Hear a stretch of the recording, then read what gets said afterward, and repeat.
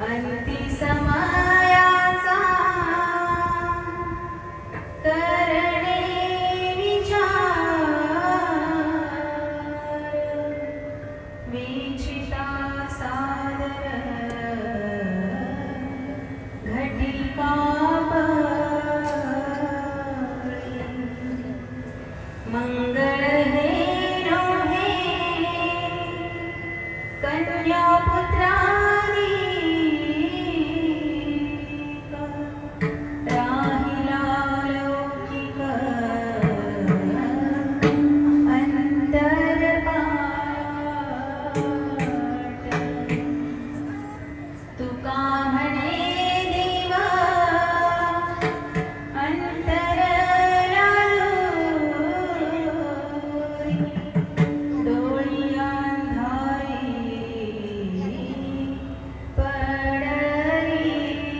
पडरीसे अंती समयाचा करणे विचार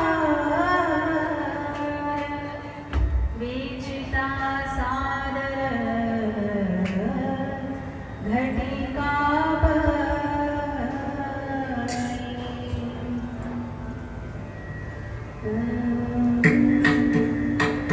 लोकाभिरामं रणरङ्गधीरं राजीवनेत्रं मृगभूषणं कारुण्यरूपं करुणाकरं श्रीरामचन्द्रं शरणं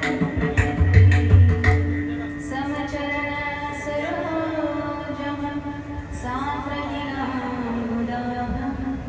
जगन्निहितपाणि मण्डलं मण्डनानं तरुणतुलसीमाला कन्धरं कञ्चनेत्रं सदैवलहासं विठ्ठलं चिन्तयामि पांडुरंगा करो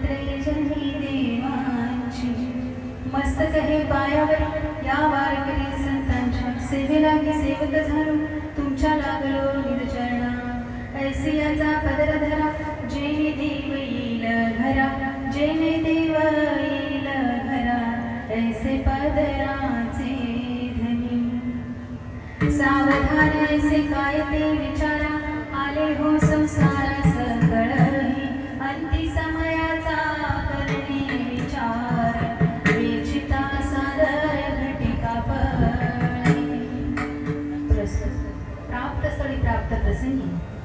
कीर्तनरूपी सेवेसाठी घेतलेला अभंग.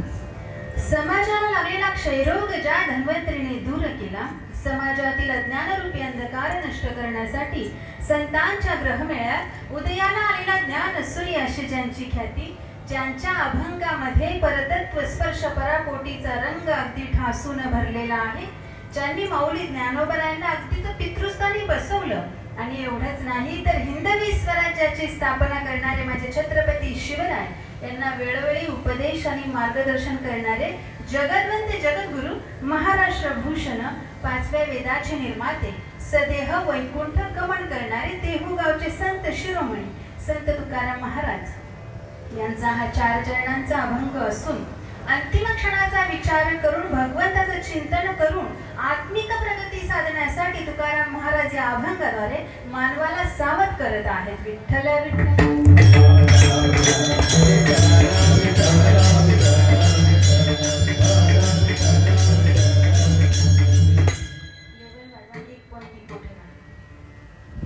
महाराज या अभंगाद्वारे मानवाला प्रतिपादित करतात अथवा सावध करतात की तुकाराम महाराज असं म्हणतात की सावधान ऐसे कायदे विचारा आले हो संसारा सकळ. ही महाराज म्हणतात की तुम्हाला किती वेळा सांगितलं मी सावध व्हा तरी तुम्ही सावध झालेले नाहीत, कारण तुम्हाला सावध शब्दाचा अर्थच माहिती नाही. आणि म्हणून ते असं म्हणतात की आता जन्माला आलेलेच आहात तर सावधान या शब्दाचा अर्थ तुम्ही मला विचारून घ्या, असं तुकाराम महाराज म्हणतात की सावधान ऐसे कायदे विचारा आले हो संसारा सकळही. मग सावध होणं म्हणजे नेमकं काय किंवा सावधान याचा अर्थ नेमका आहे तरी काय, तर महाराज असं म्हणतात की अंती समयाचा करणे विचार बेचिता सादर घटी कपडे. अंतिम क्षणाचा विचार आपल्याला आता करायला सांगतात तुकाराम महाराज. कारण याचं कारण काय असेल तर प्रत्येक व्यक्तीच्या हातातून त्याचं आयुष्य असं क्षणाक्षणाला निष्ठत चाललेलं आहे.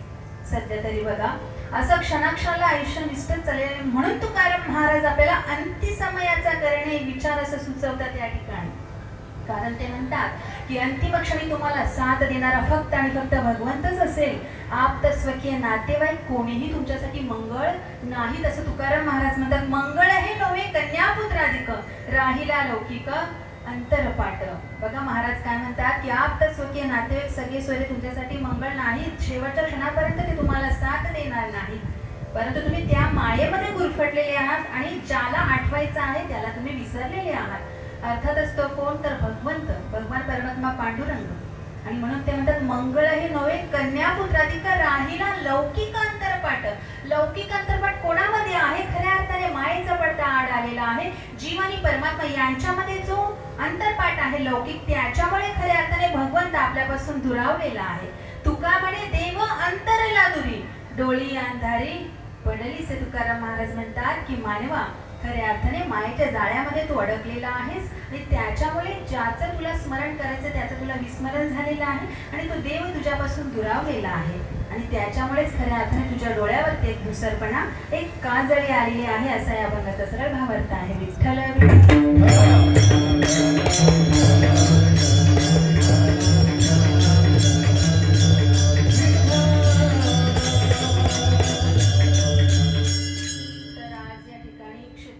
सरवली वाडा ज्या निमित्ताने आपण जमलेलो आहोत त्याचा अल्पसा परिहार असा आहे. थोडासा आवाज वाढला की आपल्यातून निघून गेलेले बाबा कैलासवासी सुरेश दत्तू भुईर यांना जाऊन जवळजवळ 5 वर्ष झालेली आहेत आणि त्यांचं 5वं पुण्यस्थळ या ठिकाणी त्यांच्या मुलांनी यांच्या कुटुंबियांनी आयोजित केलेलं आहे. आणि त्याच निमित्ताने आजची ही कीर्तनरूपी सेवा माझ्या पामराकडे आलेली आहे, ज्यांच्याद्वारे ही सेवा मला प्राप्त झाली. ते म्हणजेच आपल्यातून निघून गेलेले बाबांचे जावई सावधगावचे युवा तरुण राजूदादा पाटील. आणि म्हणून त्यांच्या ठिकाणी मी आभार व्यक्त करते. बाबांच्या पश्चात त्यांचं कुटुंब असं आहे त्यांचे. परंतु 10व्याच्या दिवशी जेव्हा पिंडदान अर्थातच तर्पण वगैरे जेव्हा केलं जाते तेव्हा खऱ्या अर्थाने त्या आत्म्याला पुढच्या प्रवासासाठी एक प्रकारची ऊर्जा त्या ठिकाणी मिळत असते. आणि मग त्याचा तो पुढचा प्रवास म्हणजे उत्तर कार्य झाल्यानंतरचा तो पुढचा प्रवास आहे. गरुड पुराणानुसार असं सांगितलेलं आहे की पुढे त्याला भयंकर यमाच्या यात्रेतून पुढे जावं लागतं, यमाचे पाश तोडून पुढे जावं लागतंय आणि तो 1 वर्षाचा प्रवास त्याला करावाच लागतो नाही का. आणि मग मध्ये तर भरपूर आता आपल्या बाबांना तर माहितीच आहे की वैतरणा नदी लागते. मग ती काय साधी सुधी आपल्यासारखी चिखलाची पाण्याची नाही, तर मांसाची नदी नाही का, हाडांची, केसांची, रक्ताची नदी, आणि त्याच्यातून त्या आत्म्याला प्रवास करावा लागतो. अर्थातच आपण त्यावेळेस प्रथम पुण्यस्मरण त्या व्यक्तीचं नाही का, त्या आत्म्याचं त्या ठिकाणी करत असतो. बघा, प्रथम पुण्यस्मरण आयोजित केल्यानंतर खऱ्या अर्थाने तो आत्मा, तो प्रेतात्मा राहतच नाही, तर त्याचं पितरांमध्ये रूपांतर होतं. अर्थातच त्याच्या आयुष्यातील हा एक संक्रमणाचा काळ आहे. ज्याप्रमाणे जगामध्ये परिवर्तन होत असते, परिवर्तन हा जगाचा नियम आहे, निसर्गाचा नियम आहे, अगदी तशाच प्रकारे आत्मा हा आत्मा राहत नाही, त्याचा पितरांमध्ये स्थान ठरत असते. म्हणजे अशाच प्रकारे आज बाबा पितरांमध्ये रूपांतरित झालेले आहेत. आणि म्हणूनच बघा, हिंदू धर्मशास्त्राप्रमाणे श्राद्धविधी, पुण्यतिथी अथवा पुण्यस्मरण करणं फार महत्वाचं आहे. तर पुण्यस्मरण म्हणजे काय बरं, तर जी व्यक्ती आपल्यातून निघून गेलेली आहे त्या व्यक्तीच्या कार्याचा थोडक्यात आढावा घेणं, त्या व्यक्तीने आपल्या आयुष्यामध्ये जे जे महान कार्य केलेले आहे अर्थातच त्याच्या पुण्याचं स्मरण करणं म्हणजेच पुण्यस्मरण. किंवा त्या व्यक्तीचं काही जरी आदर्श असेल नाही का, मुलांनी त्यांचा आदर्श घ्यायला हवा, त्यांचा वारसा पुढे चालवायला हवा, त्यासाठी हे पुण्यस्मरण आहे. आणि बाबांनी जे जे काही केलेलं आहे ना, ते सगळं आठवायचं आहे आज, त्यांचं कार्य. आणि त्यांच्या नावानेच खऱ्या अर्थाने दान धर्म देखील करायचा आहे. मग तर तुम्हाला जसं जमेल तसं तुम्ही करू शकता. आणि त्याच्यामुळे काय होते माहिती आहे का, बघा, आज 5वं पुण्यस्मरण आहे बाबांचं. अर्थात बाबा जिथे कुठे असतील आज त्यांना फार आनंद वाटला असेल का, कारण माझ्या मुलांनी माझ्या मृत्यूपश्चात 5 वर्षांनी माझी आठवण केलेली आहे. अर्थातच या ठिकाणी नामयज्ञ सोहळा आयोजित केलेला आहे आणि म्हणून त्याच फार आनंदित असतील. आणि म्हणून ज्याच्याने पितर संतुष्ट होतील, ज्याच्याने त्यांना आनंद होईल, असं काहीतरी आजच्या दिवशी करायचं असतंय. आणि म्हणूनच हा पुण्यस्मरण सोहळा मानवी जीवनामध्ये त्याचं अनन्यसाधारण महत्त्व आहे. कारण प्रभू श्रीरामचंद्रांनाही तो चुकलेला नाही. 14 वर्ष वनवास भोगून आल्यानंतर त्यांनी राजा दशरथ श्राद्धविधी केलेला आहे. बघा, आपण तर सामान्य आहोत. म्हणूनच लक्षात घ्या की आपल्या हिंदू धर्मशास्त्राप्रमाणे मानवाच्या आयुष्यामध्ये श्राद्धविधी करणं फार महत्त्वाचं, आवश्यक आणि अनिवार्य देखील आहे. विठ्ठल विठ्ठल.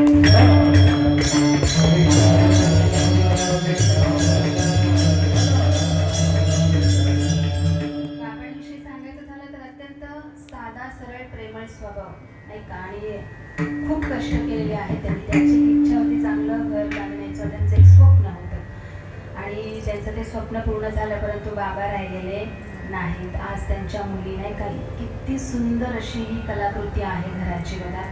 परंतु कधी कधी आपण असं म्हणतो की माणूस राहतच नाही का, इच्छा व्यक्त करतो, स्वप्न उराशी बाळगतो, परंतु ते बघण्यासाठी, ते गाण्यासाठी माणूस राहत नाही, अशी अवस्था आपली झालेली आहे.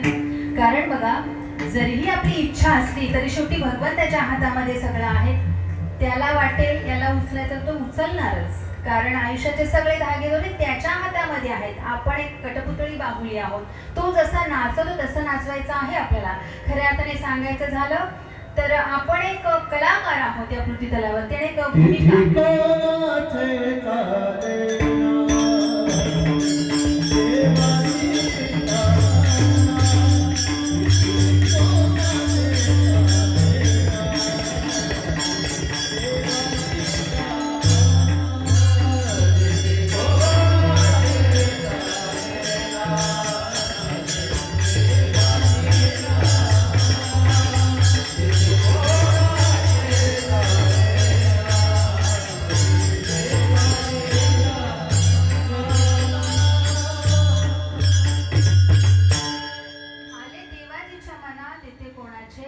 सारेला खऱ्या अर्थाने त्याच्या मनात आलं की मग तो आपल्याला घेऊन जाणार आहे. आणि म्हणून एक प्रकारची प्रत्येकाला भूमिका दिलेली आहे. आपण कलाकार आहोत. आपल्याला असं वाटतं मी जन्माला आले म्हणजे मला असं काहीतरी करायचंय, असं नाही. त्याच्या मनातलं आहे सगळं नाही का, त्याच्याशिवाय काहीच होणार नाही. प्रत्येकाला एक भूमिका दिलेली आहे, कोणाला आईची, कोणाला वडिलांची, कोणाला भावाची, आणि ती भूमिका आपल्याला उत्तम साकारायची आहे. आता कशी साकारायची ते आपल्यावरती अवलंबून आहे. खऱ्या अर्थाने नरदेह हा एक जंक्शन स्टेशन आहे. ज्याप्रमाणे कल्याण काय आहे, जंक्शन स्टेशन आहे की नाही. मग कुठे जायचं ते आपल्यावरती आहे. स्वर्गाची प्राप्ती करून घ्यायची आहे की नरकाची, आणि त्यासाठी हा नरदेह नाही का, म्हणजे कशासाठी दिलेलं ते आपल्याला अजूनपर्यंत कळलेलं नाही. आपण खूप काही करत असतो आपल्या आयुष्यामध्ये, परंतु ज्याच्यासाठी दिलेलं आहे ते करतच नाही.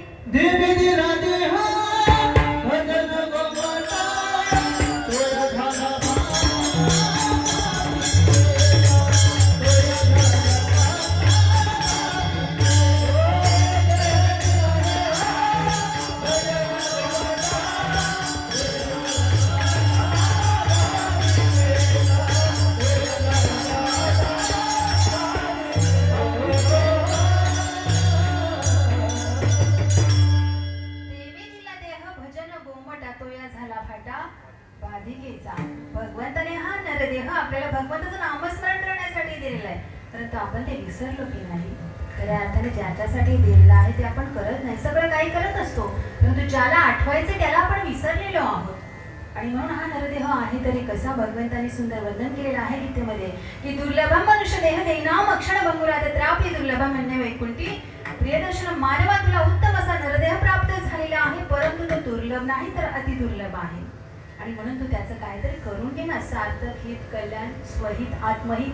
परंतु आपण ते करत नाही. आपण काय केलेलं आहे आपल्या आयुष्याचं, तर निळामध्ये लागून हाती केली माती आयुष्याची. किती सुंदर नरदेह, किती सुंदर आहे बघा. स्वतःला तपासा जरा, सगळं काही दिलेलं आहे की नाही, सुंदर. परंतु तरी आपण त्याला विसरलो, ज्याने दिलं त्यालाच विसरलो. किती खेदजनक बाब आहे आपल्यासाठी.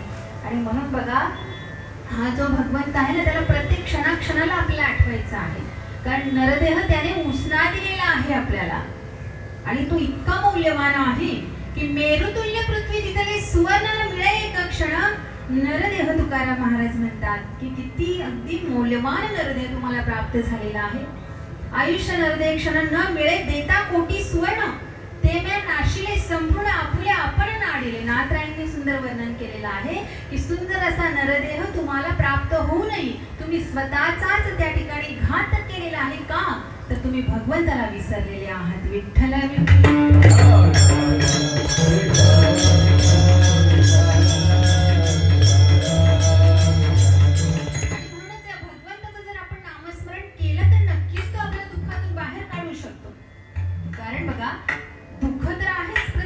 वाट्याला. आज बाबांना जर 5 वर्ष झालेले आहेत, याचा अर्थ मग त्यांची माणसं त्यांना विसरले का? असं नाही. आयुष्यभराचं दुःख आहे. अर्थात प्रत्येक व्यक्तीच्या वाट्याला दुःख आहे. कारण दासपदात समर्थ रामदासांनी सुंदर वर्णन केलेलं आहे की जगी सर्व सुखी असा कोण आहे, विचारी मना तुझी शोधोनी पाहे. अखिल विश्वामध्ये, अखिल ब्रह्मांडामध्ये सर्वात सुखी असा प्राणी तुम्हाला सापडणार नाही. प्रत्येक व्यक्तीच्या वाट्याला दुःख आहे. मला सांगा, असं कोणी म्हणेल का मी फार आनंदात आहे, मी फार सुखात आहे, मला दुःखच नाही? असं नाही. प्रत्येक व्यक्तीच्या वाट्याला दुःख आहे. कारण मानवी जीवन हे उभ्या आणि आडव्या धाग्यांनी विणलेलं वस्त्र आहे.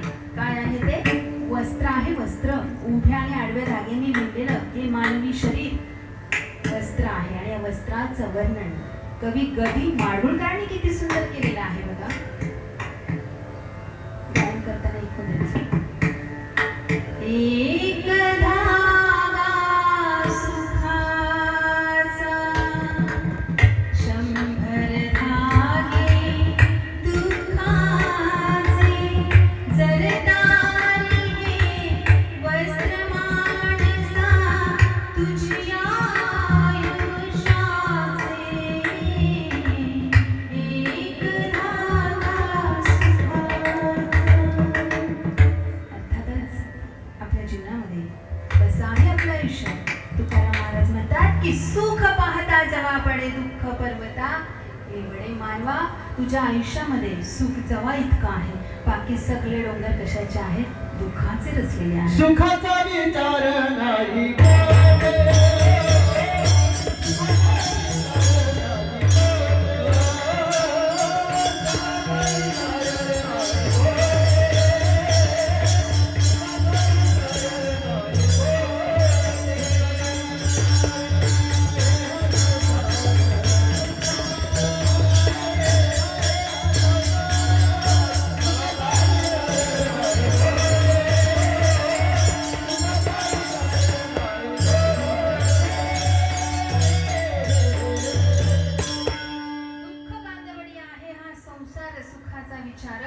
नाही कोठे. सगळीकडे दुःखच दुःख आहे की नाही? आणि सुख तर अत्यंत क्षणिक आहे आपल्या आयुष्यामध्ये. मग तरी आपण त्याच्यामध्ये अडकलेलो आहोत, संसारामध्ये गुरफटलेलो. संसार करूच नका असं संतांनी नाही सांगितलं. संसारी असावे कमळासारखे, परी संसार सोडू नये, नाही का? कमळासारखं राहायचंय. तो कसा पाण्यावरती तरंगतो, कमळ आहे पाण्यातच, परंतु अलिप्त आहे की नाही? तसंच आपल्याला करायचं आहे बघा. संसार करून देखील परमार्थ होत असतो. आणि म्हणूनच बघा, हा नरदेव त्याच्यासाठी दिलेला आहे. कारण दुःख तर आहेच प्रत्येक व्यक्तीच्या वाट्याला. आणि म्हणून दुःखातून बाहेर पडावं असं वाटत असेल तर धरी धरी आठवण माणी संतांचे वचन. तुकाराम महाराज म्हणतात की मानवा, तुला दुःखातून जर बाहेर पडावं असं वाटत असेल तर संतांच्या वचनावरती तुला आरूढ व्हावं लागेल. विठ्ठल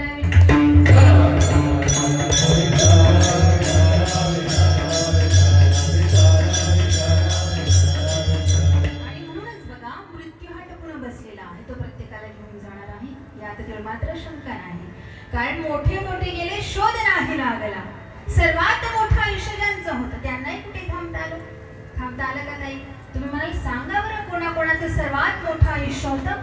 तर मृत्यूलोकीचा व्यापार मरण असे साचार, रावण गेला निशाचर 14 चौकडी, राज्य जयाचे. रावणाला कुठे थांबता आलं?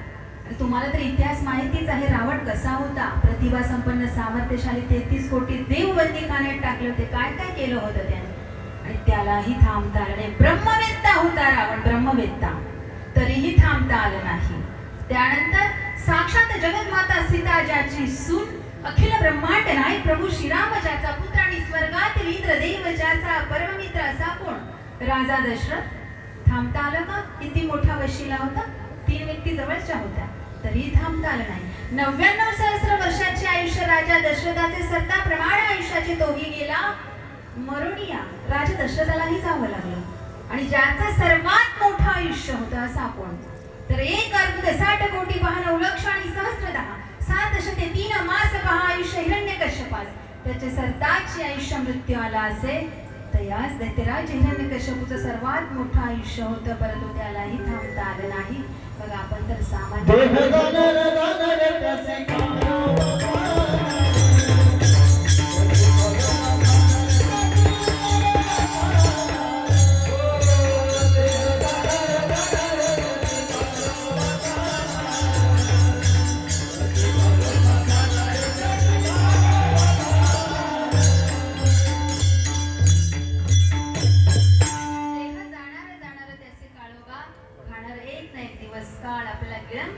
शिवाय राहणार नाही. आणि म्हणूनच आपल्याला सावध व्हायचं आहे.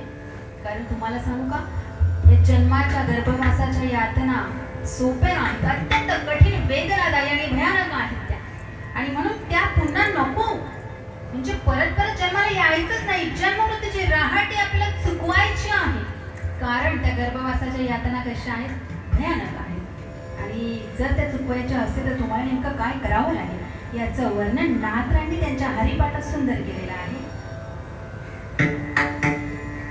जेने नाही जन्मा यमाची यातना, जेने नाही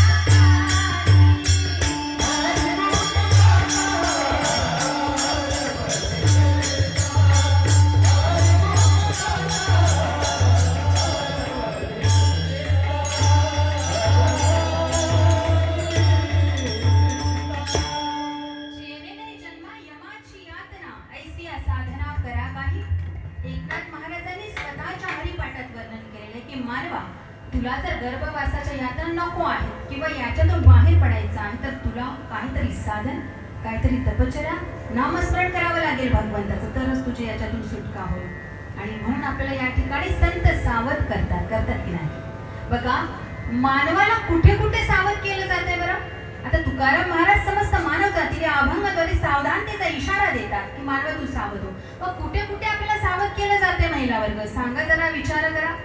जेव्हा एखादा चालक ड्रायव्हिंग करत असतो हायवेवरती, नाही का, आणि सुंदर बोर्ड लावलेले असतात बाबा, सुंदर सूचना फलक लावलेले असतात ठिकठिकाणी, सावधान, पुढे अपघाती वळण आहे, वाहने सावकाश चालवा, सावध केलं जाते की नाही आपल्याला?